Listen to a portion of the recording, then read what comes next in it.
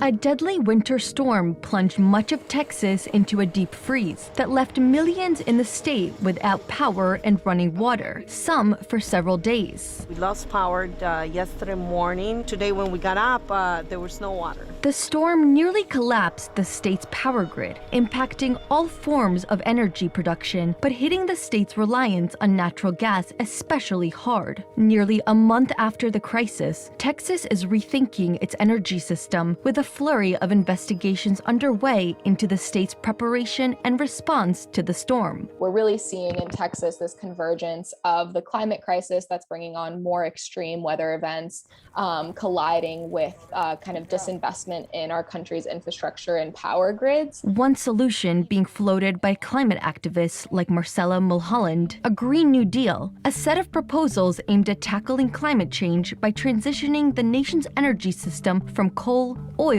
natural gas, and nuclear power to 100% clean, renewable energy, while creating millions of jobs and reducing economic inequality along the way. We gathered our partners in Texas, created mutual aid networks, and also got folks on the ground to tell stories of what a Green New Deal would mean for them in that time of crisis. We are demanding an overhaul of our broken energy grid to make it 100% renewable. The sweeping plan is bold and comes with a $1 trillion price tag. It faces an uphill battle in Texas, a state dominated by Republican and conservative lawmakers who have long opposed green energy policies and even modest costs to mitigate the threat of climate change. Many Republicans say the plan would lead to job losses in the energy sector, hurt the economy by raising taxes, and ultimately wouldn't make much of a difference without support from China, the world's biggest coal consumer. Well, this shows how the Green New Deal would be a deadly deal for the United States of America. For the record, there is no Green New Deal in Texas or anywhere else in the U.S., nor has there ever been. And experts say the outages were largely tied to the state's deregulated energy grid and its lack of winter preparation. There was also